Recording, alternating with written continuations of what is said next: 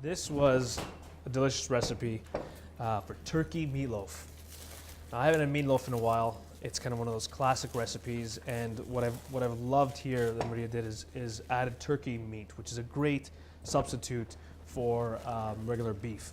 Absolutely. You're going to be getting, lots of wonderful B vitamins, which help with metabolism, as I was saying.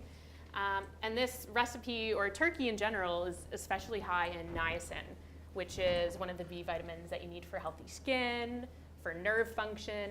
And the amount of protein that you're getting in the turkey as well is really important to help you heal after you've gone through surgery or radiation. Okay, so for the mushroom gravy, or the mushroom ketchup, start off with a tablespoon of oil, and I'm just sauteing some shallots, you can use onion, and a little bit of mushrooms, just regular raw mushrooms. I've got some cremini and some button mushrooms in here that I've just chopped kind of roughly. Doesn't have to be perfect because we're going to blend this after. And just sauteed it, excuse me, for about 5 minutes or so. It doesn't take too long. You just want to get a little bit of color. You don't want them to dry out too much because you actually want that moisture, that juice that's in the mushrooms. So about 5 minutes or so, we're going to add our ground spices. So I have some ground ginger, some ground clove, and some ground nutmeg. These are some pretty intense spices. You might find the ginger a little hot on the hot side for some people. So when you first make it, I would leave it out the first batch. And you can add it after. Yeah, and you can always add it later. Absolutely. So that's going to go in. We're also going to add, this is 2 tablespoons of balsamic vinegar. Now vinegar obviously has an acidic component to it as well. It's considerably less vinegar than you would find in your ketchup. And it's because it's distributed throughout the whole meatloaf. Probably won't taste it, but if it is an issue, you can try just a little bit more of your mushroom stock in there and just sub out the vinegar, not a problem. So we're gonna add that. We're gonna add 2 tablespoons. You can add brown sugar, you can add honey.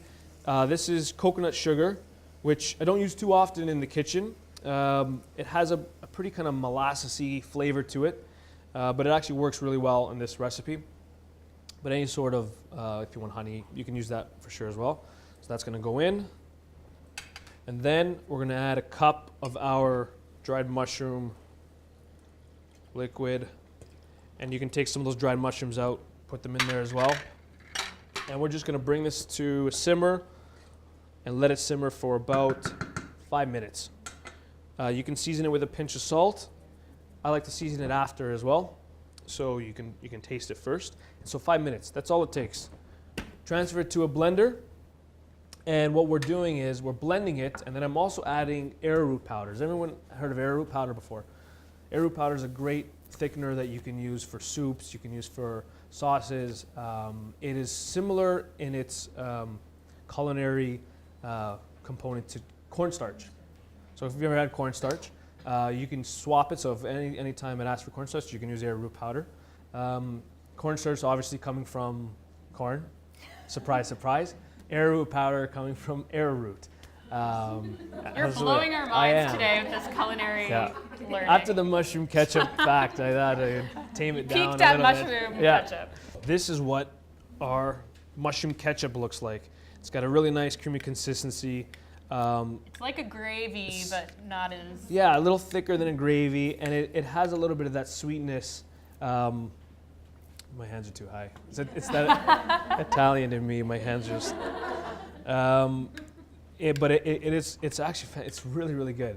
This would be great, like as a condiment, if you had French fries or something, maybe instead of ketchup. Try this. Oh, poutine. It'd be really, really good. So we're gonna add, and again, if you don't want to go through that hassle, you can definitely you can just use ketchup instead. We're gonna add half a cup to our ground turkey.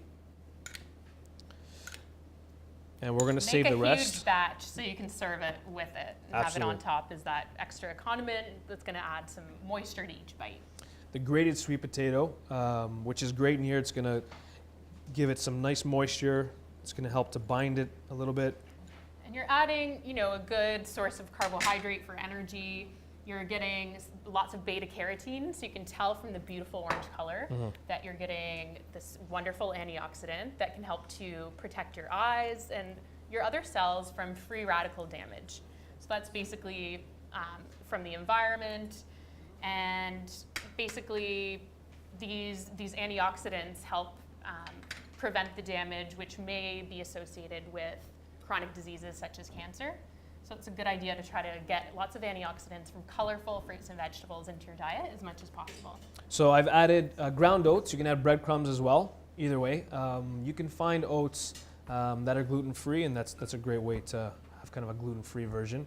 Oats, I know we mentioned this before, oats themselves are gluten-free, just many times they're processed in mills that have processed wheat gluten products as well. So you have to make sure it's labeled as a gluten-free oat if that's a concern.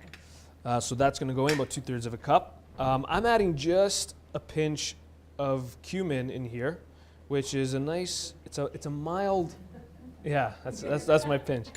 I find cumin goes really well with turkey, and it has a really nice flavor to it. It's not too irritating, but again, you can use whatever you want in this. If you want to maybe smoke paprika or something a little milder, you can definitely play with that. That's going to go in. We're going to have some parsley, some chopped parsley. Parsley is a great mild herb that you can use in your cooking to get some flavor. W sauce, Worcestershire. I never Worcestershire. know how to say See, it. I call it like it's the name of a town, the Worcestershire. So that goes in, and then we're going to add 2 eggs. Did you put the onions in yet? No, good question. I didn't put it in yet, but I will. So the onions, we caramelized ahead of time. And there's a step, I've outlined the step on there. It's pretty easy to caramelize. So it's just like you did with the leeks? Absolutely, yeah. You just want to slowly cook them over medium-low heat, just until you get some nice color. They cook down really nice and soft. Now again, you can use raw onion, but sometimes raw onion can be a little intense, a little harsh too. Caramelizing the onions really brings out a nice sweetness to it. It takes out that bite, and it just tastes delicious. And it really softens them up And softens too, them so up that you're too, not yeah. going to get a lot of that fibrous crunch. Yeah. So we're gonna add about 1/2 cup. 2 onions will cook down quite a bit. So would 2 onions give you 1/2 cup? Yeah, 2 onions will give you about 1/2 cup. All right. Already the colors just look beautiful. Yes. As we like to say here in the Elixir Kitchen, we eat with our eyes. So you have to have some beautiful colors in your recipes to make it appealing, especially if you have a lower appetite, which many head and neck cancer survivors will. Trying to make food as appealing and presentable as possible is very important. I'm like kind of hesitating here, and then you Get just in have to there. dive. You just have to dive in, and you just want to mix everything around. I thought you were going to make me do this. I know. I was. Usually, Chrissy's looking great. She had a nice dress on, and I'm like, I was going to, but it's a lot less noticeable on my chef coat. She's got the head and neck cancer awareness program. That's Exactly. right, Exactly. absolutely. So for those of you who weren't aware, it's no accident. There's a lot of people walking around wearing burgundy or maroon today, and that's because it's the color for Oral Head and Neck Cancer Awareness Month. So we've been taking some pictures around Elixir and around the Princess Margaret, and we'll be sharing those on Twitter and on our Facebook page as well. So if you happen to be wearing some burgundy or maroon at home, you can also tweet your pictures at Elixir and at Elixir Kitchen, and we'll be sure to share them. All right. So you just want to mix it really well. Now I also made a vegetarian version of this, which you can do at home. And instead of the turkey meat, what I did is I blended, to get an equal amount, I blended some black beans with some oats. You can use lentils, any legumes works really, really well. The protein is going to be considerably less. Yeah, so that would be my concern with the protein for, you're putting in half the amount of black beans for the amount of turkey.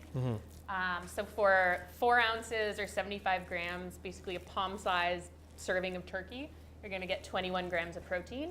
And if you're doing half of that in beans, you're only going to get about 5 grams. So you definitely want to make sure that you're having something along with it if you're doing the vegetarian version to meet your protein needs. One thing the skim milk powder can be really helpful for is you can make a high protein milk. So all you do is for a cup of your milk, add 4 tablespoons of skim milk powder in and stir that together. So the cup of milk has 8 grams of protein, and the skim milk powder is adding another 6 grams. So you're getting this super high protein milk. And then again, if you're trying to gain weight or maintain your weight, you can go for the whole milk. If you want a lower calorie, lower fat version, you can mix it into skim milk to get a higher protein option. You have to grease the pan first. Yeah, I mean, it depends on your pan. If you have a good non-stick, shouldn't be a problem. But a little bit of oil in there sure would help. And you can do either loaf pan like this, or I did some nice little mini ones, and you can just get like a little muffin tray. And I guess it's kind of like making a little meatloaf, little meatball meatloaf. These are great. If you do the little muffin version, then you can freeze them, these absolutely. individual portions. And then, you know, I'm always a big fan of making big batches of things so that you're minimizing the effort and you're going to maximize the number of meals you can have. So you can throw these lovely little guys into the freezer and just defrost, you know, as you need them so that you can have healthy meals on the go. It's going to be really important, especially if you're starting treatment. You're going to be spending a lot of time at the hospital, not so much time at home cooking. So even as a caregiver, this is a great recipe that you could prepare for your loved one and bring over some batches that they can keep in the freezer. Absolutely. So that's going to go into the oven. You know, we want to top it with the remaining ketchup or mushroom ketchup, just to give it a nice little kind of gloss on top. And you can also add it at the table. You can use it 3 times in this recipe Yes. if you really want to maximize that We're going to definitely do that. mushroom flavor. So you can kind of spread that over top. What health benefits do you get from Good question. So what health benefits do mushrooms have? Well, basically, mushrooms are kind of one of those interesting plants that's also more than animal, if that makes sense. So you're getting some protein out of mushrooms. They do have some amino acids that are building blocks of protein. You're also going to be getting some B vitamins. And so you have that in the turkey as well. And the B vitamins, like I said, help you to break down your food into energy that your body needs. And we also need our B vitamins for nerve and muscle function. So they're very important nutrients. Also with brain function as well, B vitamins play an important role. And there's some research, although it's mostly done in animals and in cell studies in the lab, but there are some plant nutrients that are found in mushrooms that have been shown in these studies to help prevent cancer cells from spreading and prevent tumors from growing in animals.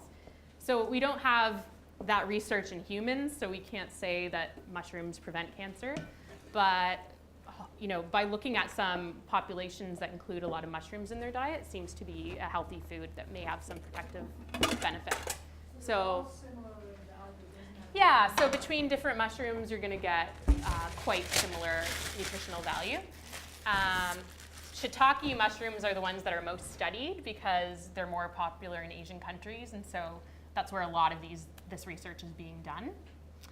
But with everything, and I probably sound like a broken record, but we want to go for variety at all times. Anytime that you're eating the same food day after day after day, you're missing out on other important nutrients that you could be getting from a varied diet. And also, you know, if you're going through taste changes, you want to experiment with different flavors and different types of foods as well. So I always encourage people to try a variety of things as much as possible. Great question. So that's going to go into the oven, 375 degrees. We're going to cook it for 30 minutes, and then you can add a little bit more of that mushroom ketchup or regular ketchup on top, and then another 30 minutes. And that's it. So there's our turkey meatloaf with our mushroom ketchup.